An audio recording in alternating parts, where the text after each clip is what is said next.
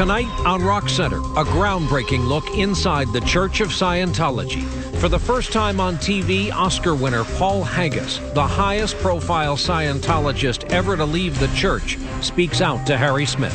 Does this concern you, our having this conversation right now? Yes, of course it does. It's insanity. This is incredibly stupid.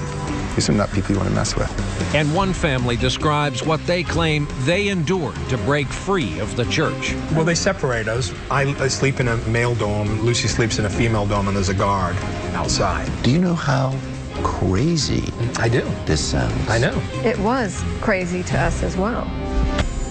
Good evening and welcome to Rock Center. Tonight we devote much of our broadcast to explosive accounts from former members of the Church of Scientology. For the first time on television, you will hear from the Oscar winner whose break with the church got a lot of attention in Hollywood, where Scientologists famously include people like Tom Cruise. You will also hear from Lawrence Wright, the Pulitzer Prize-winning author whose controversial new book on the church, Going Clear, came out just today. He set out to understand why some members commit themselves so deeply to Scientology. What he found adds a complicated, often troubling layer to our understanding of the church. Harry Smith has our report.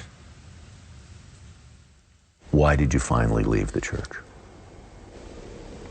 I was ashamed of my own stupidity, of how I could have been so purposely blind for so many years. Paul Haggis is the Oscar-winning writer and director of Crash, and the most famous Scientologist to ever leave the church and speak out publicly. Everyone who's left has left quietly. Everyone's so scared. All the well-known people. So I can't do that. If I leave loudly. We met Haggis in Rome, where he is working on a new movie.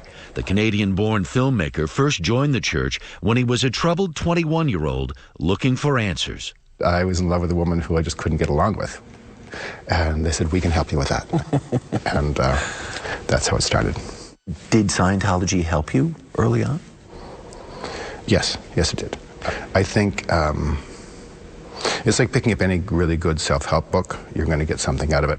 One of the fundamental principles of Scientology is that a person can improve his condition only if he is allowed to find his own truths about himself. Scientology is based on the idea that everyone can achieve freedom from unwanted emotions and physical discomfort. Haggis, like all Siguentologists, attended auditing sessions, a form of one-on-one counseling. It's like very specific, I guess, psychoanalysis. They would kill me for saying that, but they're going to kill me anyway, because they hate the comparison between the two. But you are, yeah, it's like a therapy session. What do you think it is about Scientology that gets a hold of people? You know, I think there are things that actually help you. They help you get along a little better with your wife, your husband. They help you, understand your boss a little better. If there's nothing that actually helped you in your life, then it would never get a hold of you. Haggis went to Hollywood in 1977 and got his first break working as a writer for cartoon shows. As he climbed the show business ladder into primetime TV and movies, many of his friends were Scientologists too. He was an accepted, even celebrated member of a community. How do they convince people to be loyal? It's just this long, slow walk towards believing. It's the idea of being part of a group that is ostracized and hated. It bands you together against the outside world. But then, after more than 30 years in the church, the outside world came crashing in. It was around the time of Proposition 8 that things started to really get to a head. Proposition 8 was a California initiative to block gay marriage. I was out with my daughters trying to do picketing and donating money to try and stop Proposition 8. And then I found out that a branch of the church was supporting it, and I got very upset. The church says it was merely one Scientologist who signed a petition, and he was not representing the church. Long a champion of liberal causes, Haggis began to wonder what his church really stood for, and for the first time began his own research. I went, oh my God, is this really happening? He learned of allegations of abuse at the highest levels of the church from a series of articles in the St. Petersburg Times, stories of physical violence and involuntary confinement. Haggis was particularly shocked when he read allegations on anti-Scientology websites of children made to work 12 to 16 hours a day. It's horrible treatment these kids had. Terrible. They're made to work so often and so, all day long in these terrible conditions. F them for that. Yeah, they should be taken down for that. The church denies any of this abuse happened. They say Haggis's investigation was a sham and that there is no record, no police reports, no medical records, no photos to support these allegations. The church also says it adheres to all child labor laws. Haggis resigned from the church in 2009 and made his break public 2 years ago when the New Yorker published a controversial profile by reporter Lawrence Wright. I expected when I did this interview with Larry, people would just go, oh, this is the stupidest man on earth, isn't it? And I probably am. I think that's the problem. You are purposely blind. I was purposely blind. You chose to be blind. Of course we choose. Anybody within a group like this has to choose to be blind. Haggis says he has been largely shunned by those in the Scientology community, but has heard from others that his resignation gave them the courage to quit as well. He is now part of the Pulitzer Prize-winning author Lawrence Wright's new book, out today, called Going Clear: Scientology, Hollywood, and the Prison of Belief, which is based on Wright's investigation of the church, including interviews with more than 200 people, mostly former members. What I was struck by is the people that I met with initially were really bright and interesting people. They were not freakish, they were not crackpots. They had their own reasons for being drawn into this organization.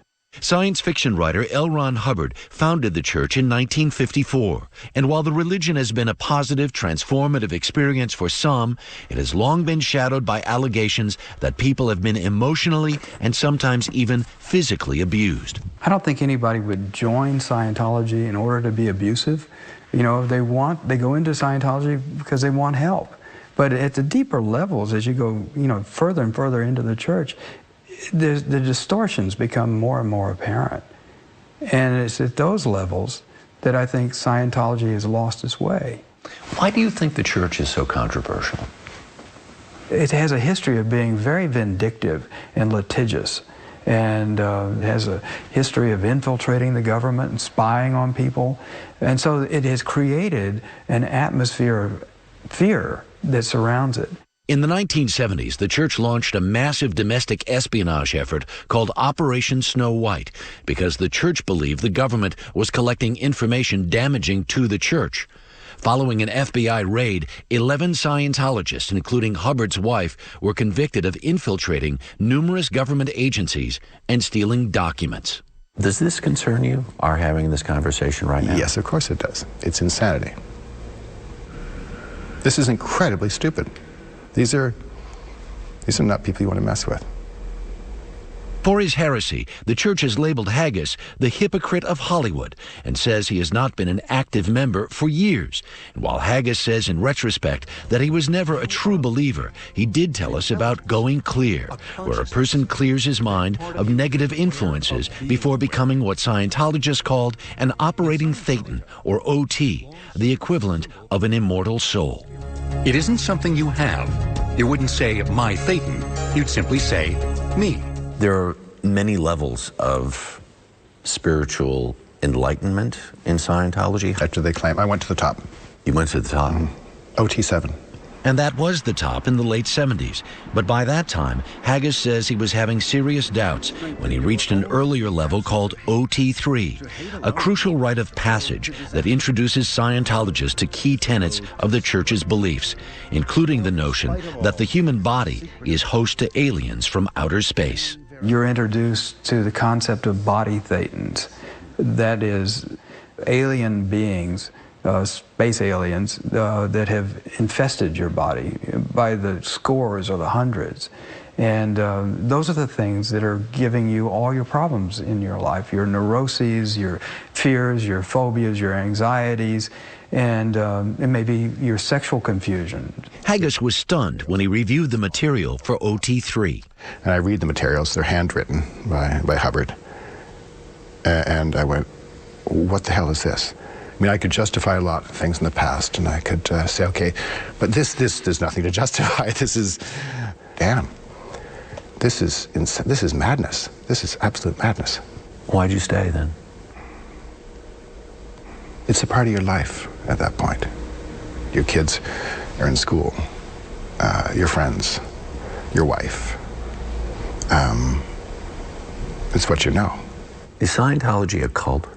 Oh, of course it is. Of course it is. It's a system of belief that, I mean, you've got all these folks inside this fortress who won't look out and won't look at any criticism and can't bear any investigation and think that everyone is against them. How would you describe that? It's a cult. Of course it is. As seen in this church video, there may be no more powerful marketing tool than the cult of celebrity. And perhaps there is no more important Scientologist than actor Tom Cruise. L. Ron Hubbard, known to his followers simply as LRH, courted stars from the very beginning. Tom Cruise has introduced LRH technology to over 1 billion people of Earth.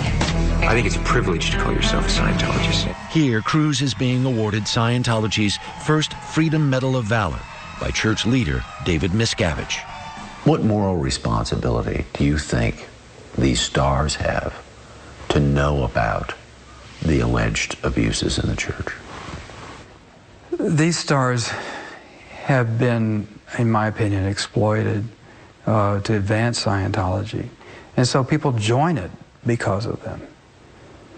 And therefore, I think they have a tremendous moral responsibility to know what actually is happening inside the church. When you left the church, you described it as an act of treason. Yes, it was a treasonous act. If you have an enemy who's declared himself an enemy, that's a bad thing. But if you have a friend who's then stabbed you in the back, that's worse. And that's what they claimed I did, and that's actually what I did. Strong words, and after the break, when Harry's reporting continues, a family who devoted their lives, as you heard, to Scientology. They're describing practices a lot of people would find inconceivable, like parents separated from their own children. Who was with us, nobody cared about her at all. She saw her mother even less than I did. 8 years old? Yeah, she was 8.